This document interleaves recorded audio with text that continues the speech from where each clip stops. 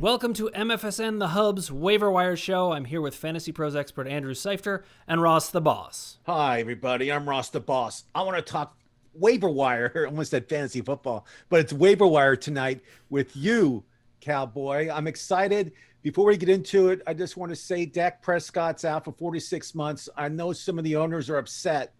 Don't freak out. We have some good ideas for you what to do and who to pick up. So stay tuned. Dan, tell us about what's going on with the quarterbacks.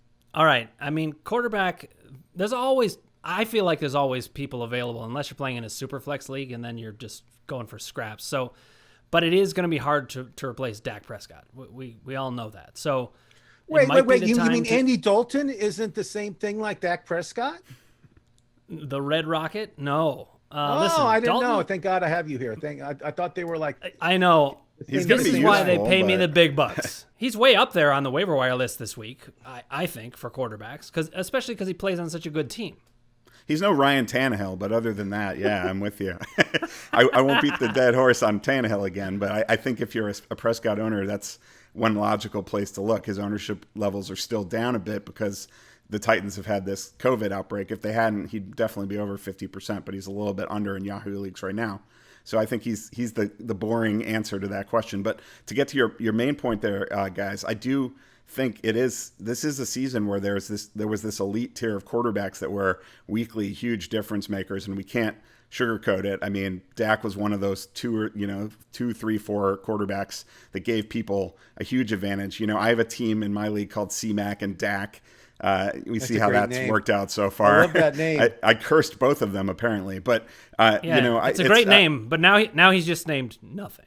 Yeah, but Total blank. it is still better. It's not as debilitating a loss as like losing Saquon Barkley, for example, because as you point out, most people play in single quarterback leagues, so there'll be some decent options on the waiver wire, whether you want to try to find that guy that you can use all season long, or you want to stream the position, which is a totally valid solution as well. So I think that's a good segue to get into some specifics there. I think Tannehill is a guy, if you're looking for a rest of season answer, that could work. Dalton also. I mean, he's never been an elite performer, but he's got elite weapons there. So right, but and let their me tell defense you is the terrible. rule about so. Andy. This is the Andy Dalton rule. I'm a Bengal fan, so I'm used to his agony.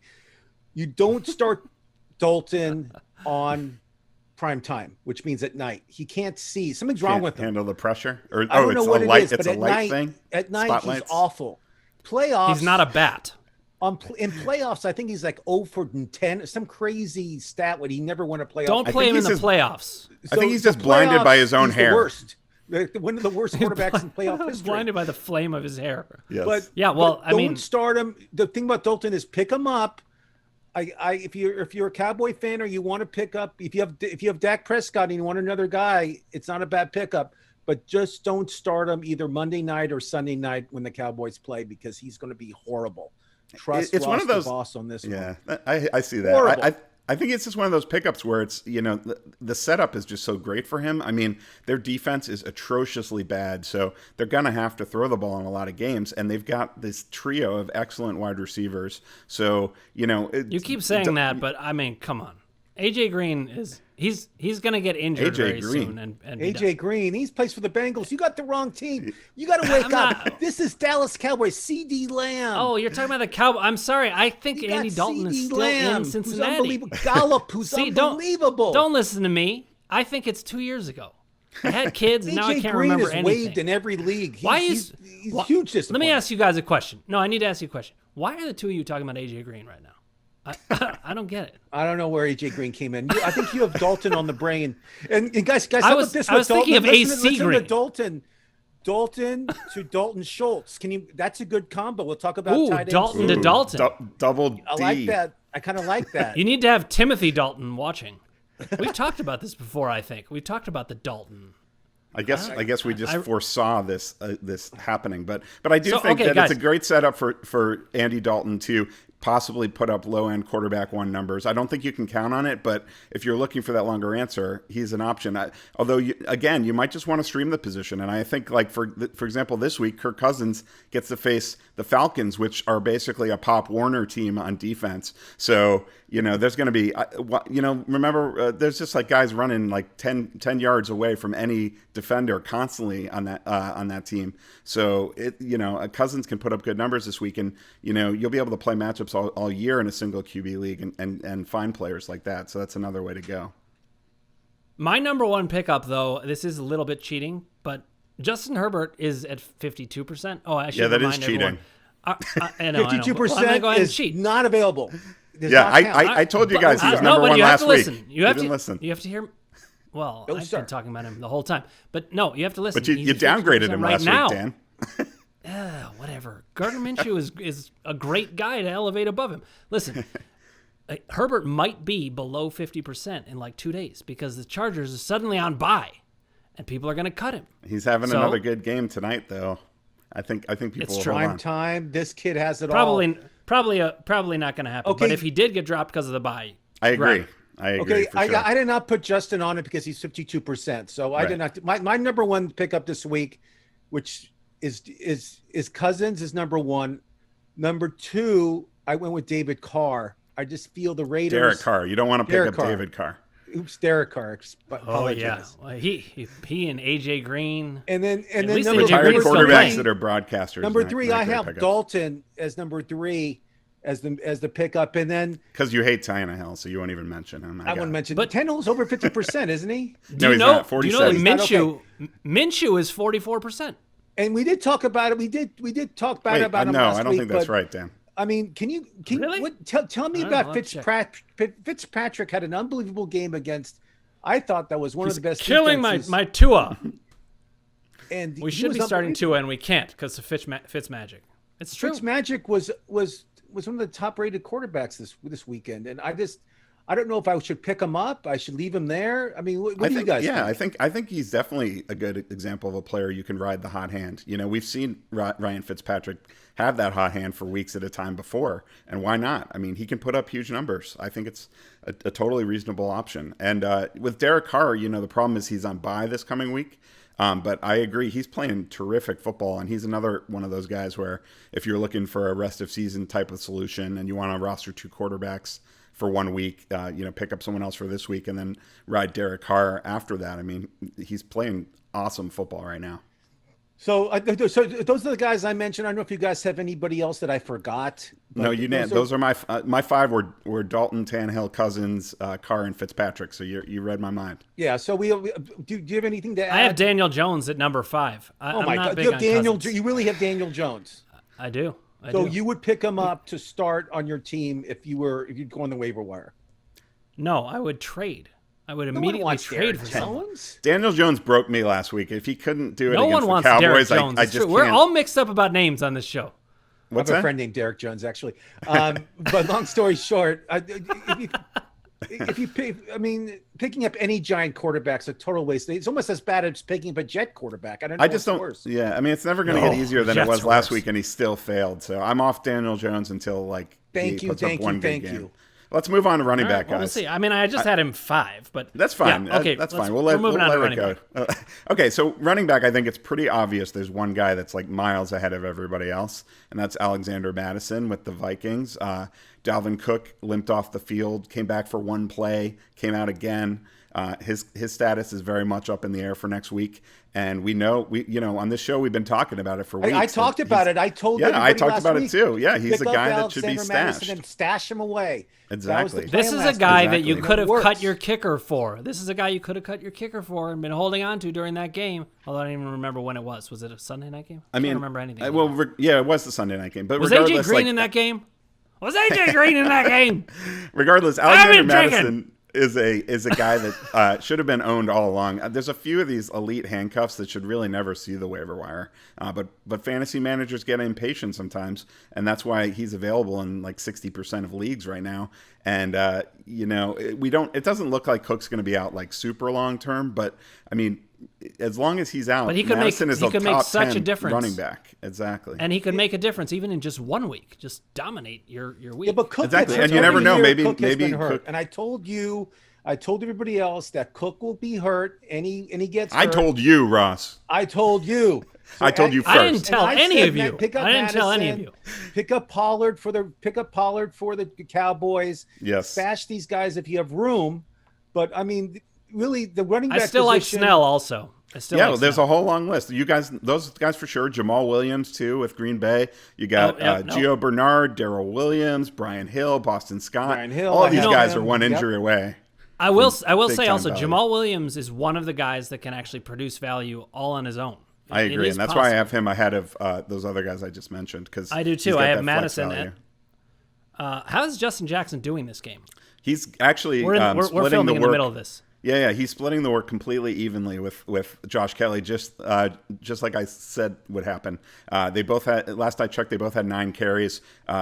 Jackson is more involved in the passing game than Kelly is. Kelly will probably get the goal line work. So, I think they're both viable flex plays at the very least. So Jackson is the kind of guy I feel like, other than Mattison, if you need a guy to play right away, I think he's probably the best bet. Maybe Jamal Williams you can make an argument for, but I'd say Jackson's got a real shot to be the lead back there until Eckler is back. So and the other three guys I have had it was Burkhead, Brian Hill, just in case if the running back for Atlanta goes down, who had a great week last week, and I still have Frank Gore just because he does get touches. So I mean, that's kind of my list. What you guys get said, him while he lasts. lasts. Out of those 3. Yeah, and I want to second what you said about Pollard in particular. I think he's at another level in terms of handcuff, where he'd be like Mattison, where he'd be like a top 10, maybe even top 5 running back if Zeke got hurt. And granted, Zeke is pretty durable; he never really misses games.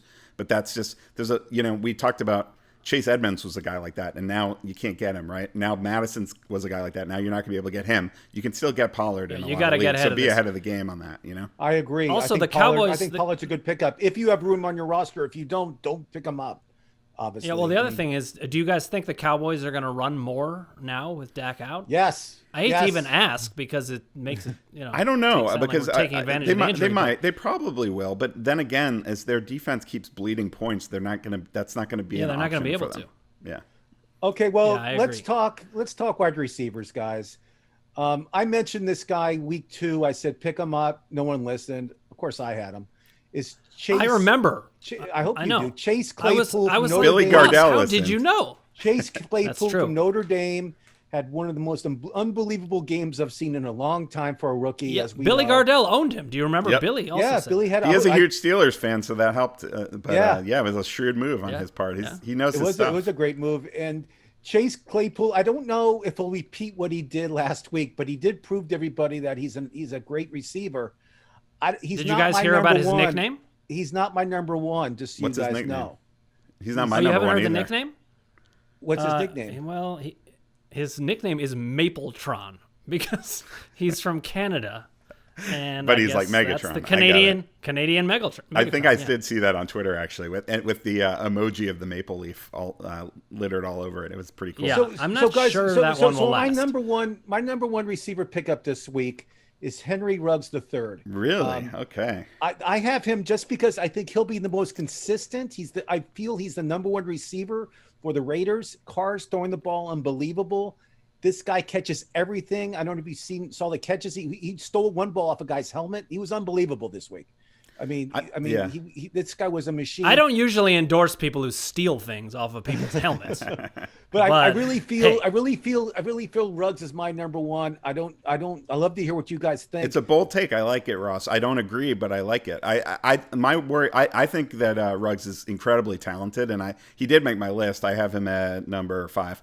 But I think the issue. Andrew, who's your number 1? I have him 4. Okay, well, my number 1. To me, I'm very excited about the wide receivers this week. Me I know too. many times on this show I've said I wasn't as into wide receivers as the other this positions. is the best This week is the week for wide receivers. Wide receivers the whole I year. agree. Yeah, and to me, there's 2 guys that are clearly at the top. It's Claypool, but my number 1 guy is actually Mecole Hardman. Sammy Watkins. He doesn't Sammy get the Watkins ball enough. injured. He doesn't get.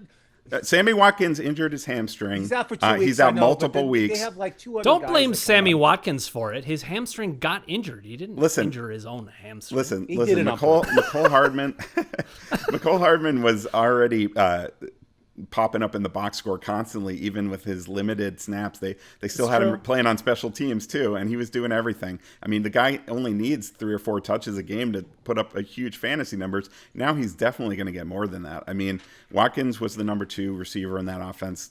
Hardman's jumping into that spot. It's a huge opportunity for him. He's going to be a wide receiver 2 as long as Watkins is out. And if he where do you have him ranked? I have him number 1 for wide receiver. Number 1. Okay, so yeah. Okay, now I understand not chasing stats, but how do you not take Claypool ahead of him? Okay, that's a good question. Here's my thinking on this. We know that Sammy Watkins is out multiple weeks. We found that out today. Deontay Johnson went out of that game last week, which is part of the reason why Chase Claypool exploded like that. But Tomlin was asked after the game about Deontay Johnson's status, and he said he doesn't think he's not too worried about it. He doesn't think he's going to miss the next game. So if Deontay Johnson is healthy, I mean, that guy was a target monster. They still have Juju as well. So I just don't know that Claypool, where he sits on the target spectrum. I agree, Andrew, with those guys healthy. Andrew, I agree with you 100%. I feel Claypool was just like kind of a flash, kind of what you did. I think it was week 1 or week 2. He kind of had a big game also.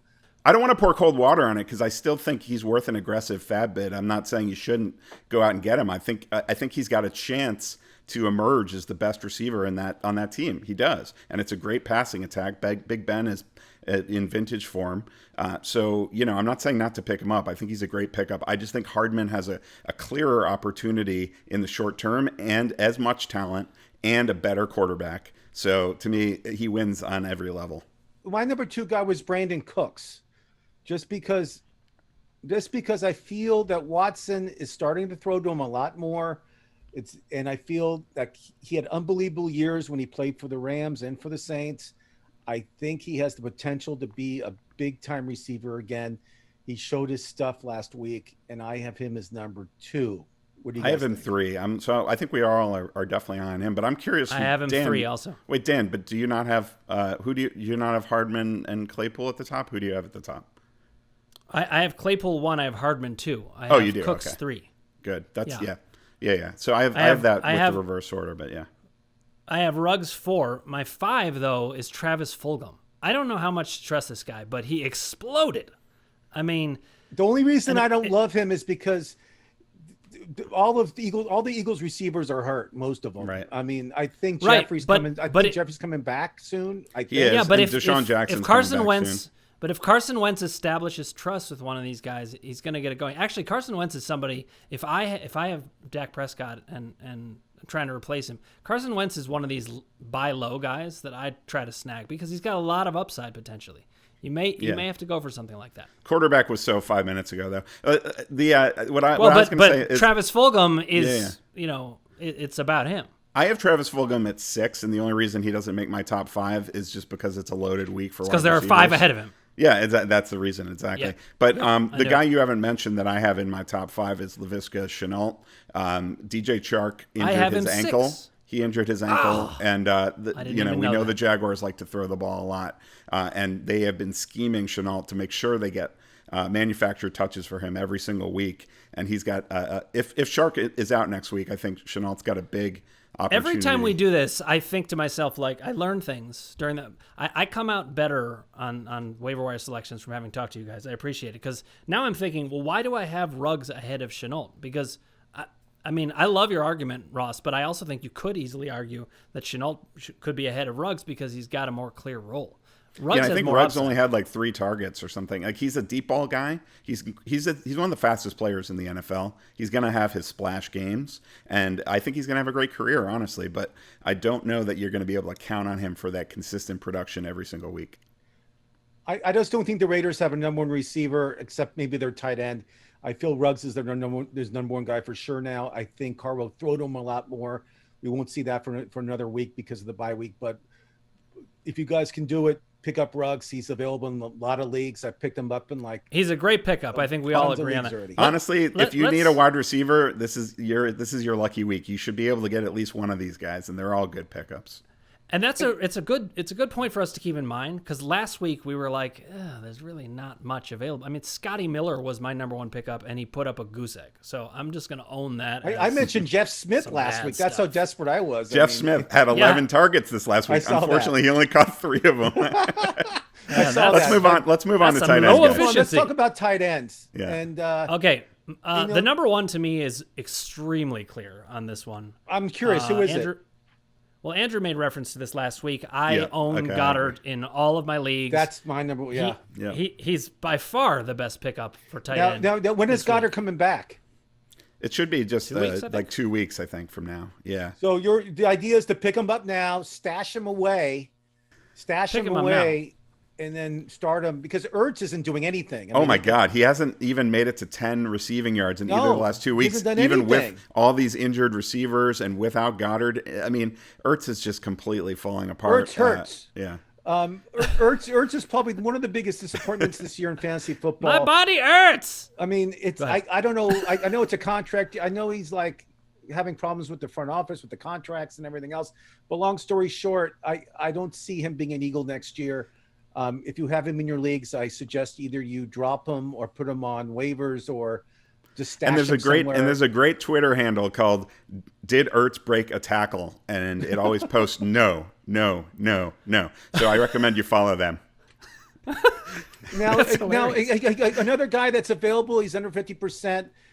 All he does is catch touchdowns. His name's Jimmy Graham. He plays for the Bears. Yeah, that's my second. Yeah, he's my number 2. Look, there's really only 2 guys that are below 50% tight ends that I thought were particularly worth picking up, and it's Goddard and Graham. And I mean, the other guy, if you had to get a tight end and you're desperate, like really desperate, late night, or like it's Sunday morning, you got to pick up somebody, is Darren Fells is Houston. I mean, that's probably it. Yeah. To me, here's how I look at it. I think I agree with you guys. Like, Goddard to me is far and away he's the only tight end that's on the waiver wire right now. So who 2 weeks has a very good chance to be a top 10 tight end for the second half of the season. But after that, it's a pretty precipitous fall. To me, Graham is second, but he's really a touchdown or bust guy. He has no upside at this point of his career. You're just hoping he scores. He scored 4 touchdowns in his first 5 games, so that pays the bills. That's what I said. All he does is catch touchdowns. Yeah, but you're never going to feel great about him as your starting tight end. It's more like out of desperation. You need somebody no. He can. There's no question. I don't think we're saying Jimmy Graham is a great tight end to have, but he's so much better than what's out there. So let me push back on that a little bit. I think like Jimmy Graham. There's another way you can go if you want to kind of try to get ahead of the game and predict a guy that could be breaking out, and that guy me is Irv Smith. That's who I have at 3. There you go. That's who I have at 3. Irv Smith Irv Smith could be a difference maker. He could, and he's a very talented guy, and he's just kind of been gathering dust on the Vikings. He was barely a rumor the first 3 weeks of the season, 4 weeks of the season, but they started featuring him this last week. He caught 6 passes, or 4 passes, 64 yards, I guess it was. But he had 6 targets. Yeah, I mean, clearly they were making an effort to get him the ball, and if they do that, he's going to be good. He showed he made some really great contested catches over the middle of the field in traffic, took some big hits, held on to the ball. The guy's just he can make plays down the field, which not many tight ends can. You can easily argue that Irv Smith should be above Jimmy Graham. I think that Jimmy Graham, though, should be, because he's going to get you some low-end numbers probably. It just depends if you need a guy to play this coming week. Jimmy Graham I would rank higher, and but I like Smith. It also depends on if you need an upside guy. If you need an upside guy, Irv Smith was far and away the one that jumped out of it. But my theory is this: anytime like a second-string quarterback comes in, he utilizes that tight end a lot more compared to usually the first string. I just feel Graham and Foles. Well, I think he'll go to Jimmy Graham a lot, especially the weeks coming up. I agree. And I think the Dalton connection, the Dalton, this Schultz Dalton connection. I feel that's going to be a nice connection too when they start practicing with each other. I think Schultz is still over 50% owned, but now maybe he won't be anymore now that Dak is out. I'm just telling everybody I love the Dalton. He's over connection. 60%.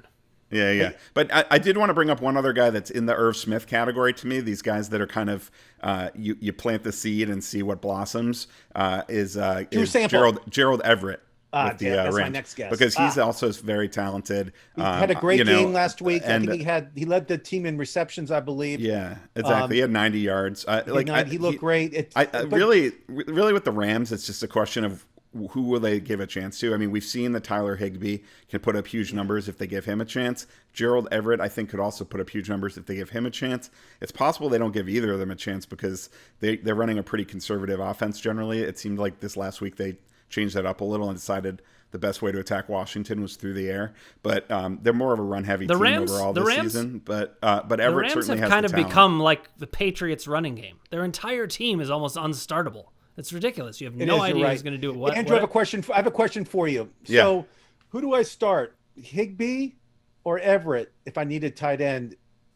And let's say I have Higbee, which I do. Yeah. Do I still start Notice him? everyone that he asks Andrew. Yeah. But I think that's good. That's I wise. Have in one of my leagues too, and it's killing me. I've actually, in my column where I say guys to fade each week, I've mentioned him 2 weeks in a row as the tight end to fade because the usage has not been there.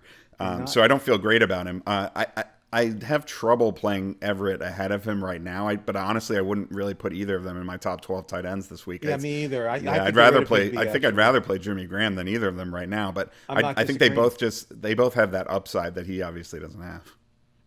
I'd rather play Malcolm Brown at tight end. Any of the Rams. But unfortunately, you can't do that. But the Rams running game. Rams. I mean, I did start Henderson though, and he had 2 touchdowns, right? One catching, one receiving. Is that correct? I think he only had 1. He only had 1. Yeah.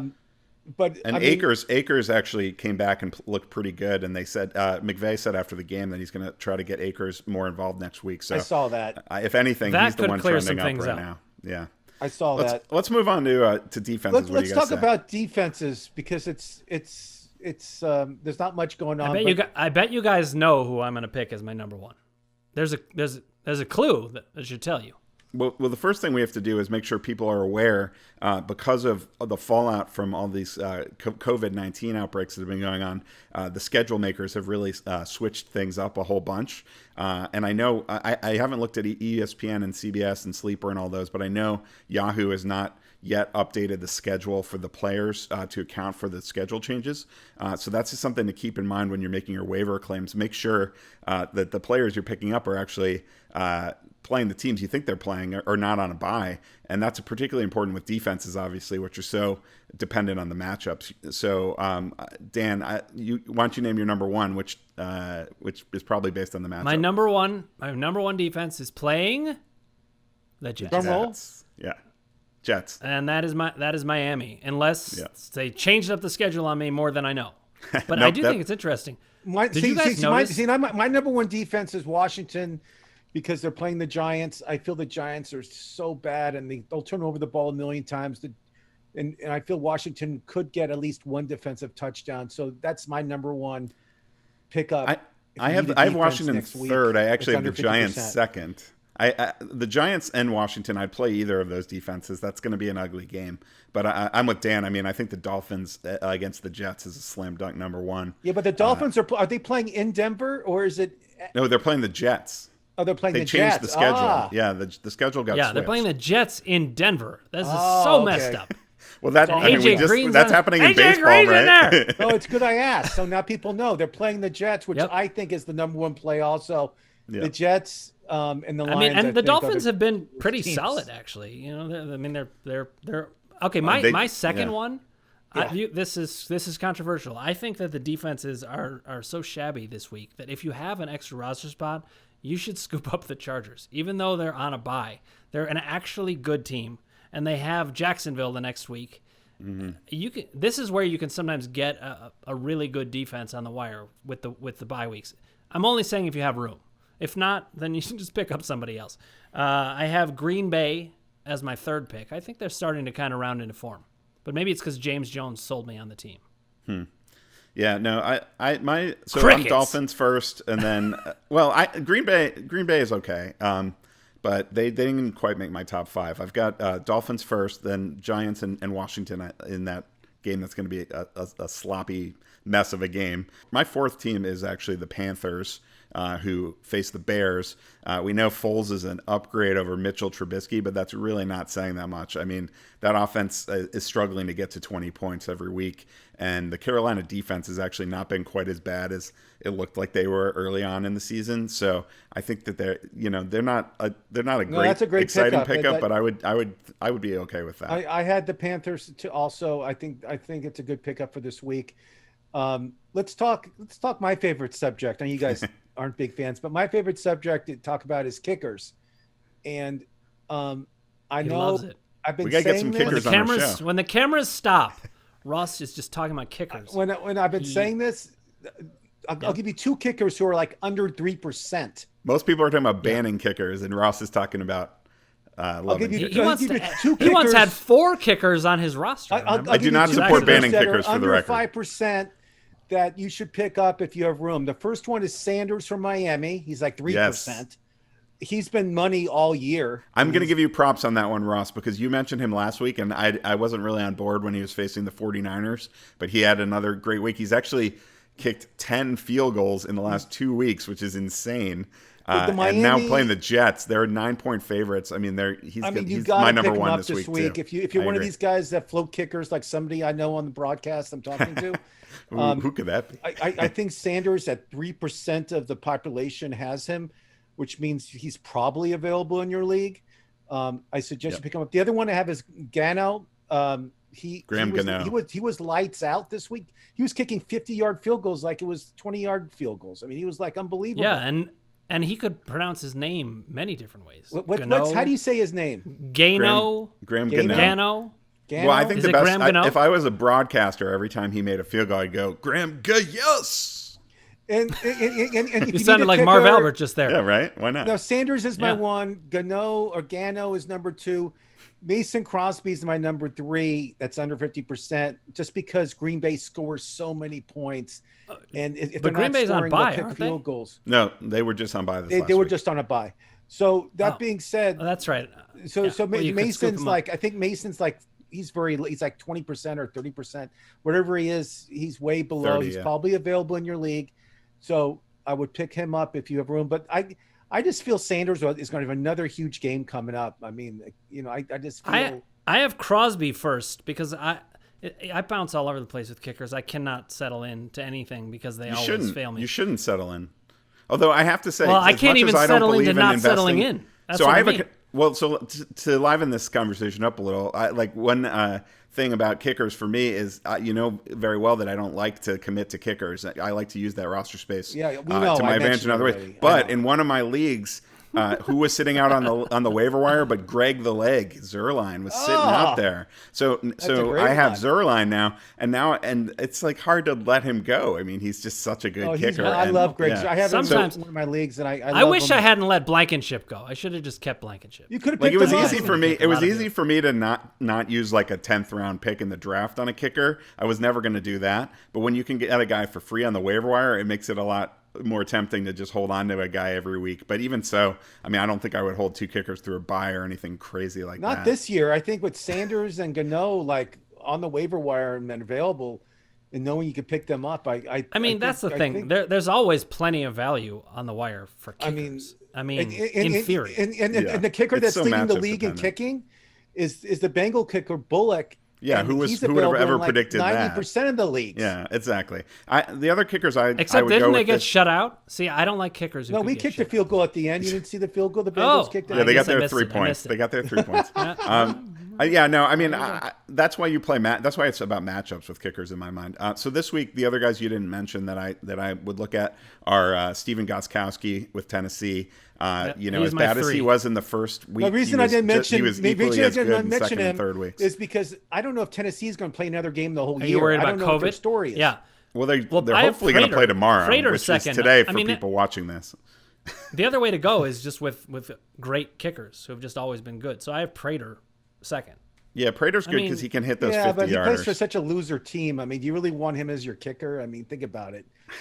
I think he's always in that top 12 depends kind of on category. Game flow.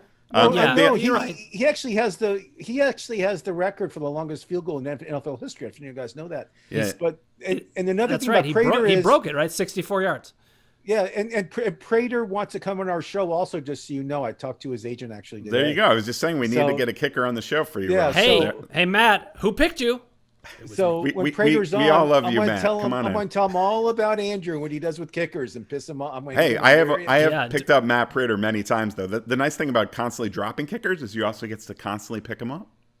Well, yeah, Andrew has fraternized with Prater a lot on of the kickers show soon, and you'll see me setting him up just to hate Andrew because of what Andrew says about the kicking game.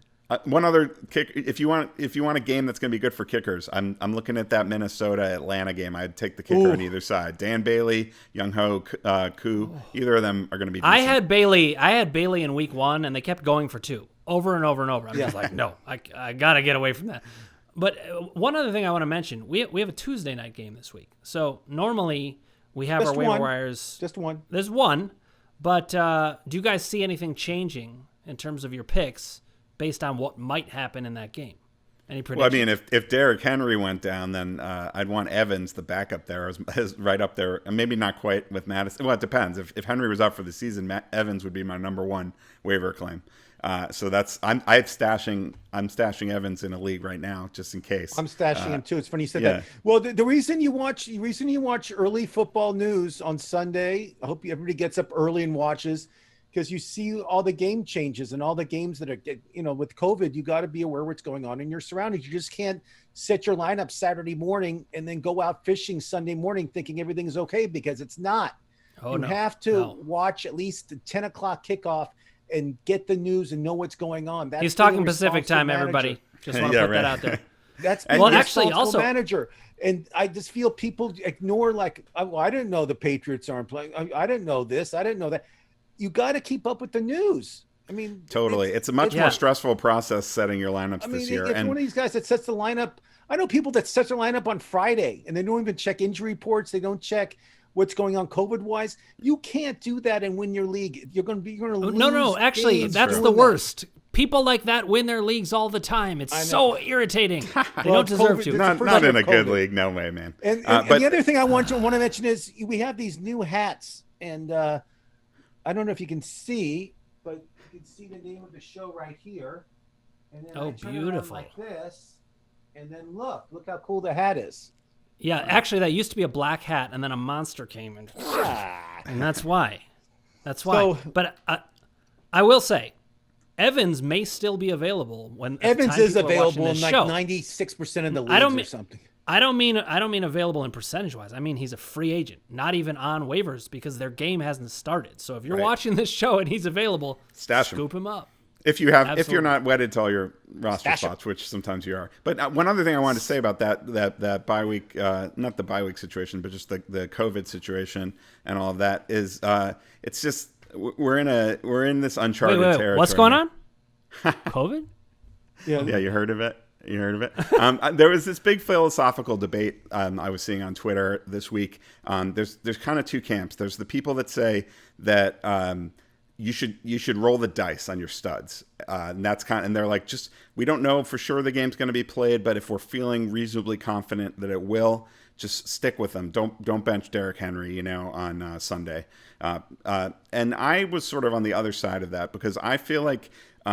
We always go into these games thinking we have perfect knowledge, like that Derrick Henry is going to outscore, I'm trying to think of a good example, like Todd Gurley or something, like 100% of the time. Right. And that's not true. He'll outscore him maybe like 70% of the time, right? So if you have a good fallback option and you don't know if a game's going to be played, I would always accept a small downgrade just to make sure that I actually get a good player in my lineup, because the easiest way to lose is if your guys don't play at all. The only exception I would say to that, though, is the regret rule. How are you willing to lose? Are you willing to lose having sat Henry? I don't know. But you want to? I don't want to make my decisions on emotions. This is what you have to do, though. Being a responsible manager, you put Henry at flex, right? And that's what I did. I put him at flex this week. Okay, he was my flex play, and then I had Joshua Kelly ready to put in for Monday night's game just in case. That's a great point. It's a great strategy. You got to know your roster settings because, like Ross said, just in case if the game was canceled or some positive tests happened and they canceled the game on Tuesday, Ross the boss was ready. I was going to put in Kelly to start which I didn't. Yeah, you gotta know who's the flex spot. You don't want to lock somebody into running back when you can lock them into flex. And that's even before COVID. Even before COVID, that was something you should always do. You have to be smart. If you have anytime you have a running back or a wide receiver that's playing on Thursday night, you want to make sure that you get them in the running back or wide receiver slot, not in the flex slot. You want to give yourself that flexibility later in the week. So all those strategies, I totally agree, are really important. That being said, when there's games being played on a Tuesday, and honestly, we're filming this on Monday night. If we wake up tomorrow morning and they have even one more we will wake up positive tomorrow morning. test, Come on, but you should be much more optimistic than that. But if they have even one positive test tomorrow morning, that game's not going to happen. So, and there's no fallback at that point. You can't stash someone in a different game. There's no games left. So there are these points where you have to get to a point where you say, if you have Joshua Kelly, you wait till Monday. You feel a little more confident about taking that gamble. It's still a gamble, So it's just, these are the tough decisions we have to make, and it's obviously a game at the end of the day compared to a lot of serious things going on in the world. But it does make it a little more difficult setting your lineups here in 2020. I think we've got the viewers ready to go. Subscribe to the show on YouTube and click the bell, rock the bell, like LL Cool J says, for notifications, because the boss said so. Well, I know I'm listening. This has been MFSN The Hub's Waiver Wire Show. Thank you for watching. I love watching the Waiver Wire Show with you, cowboy. Lying with a blanket over my head, she asked if she could see who was under the blanket with me. I said, you don't want to find. It is Hideki Matsui in my mind.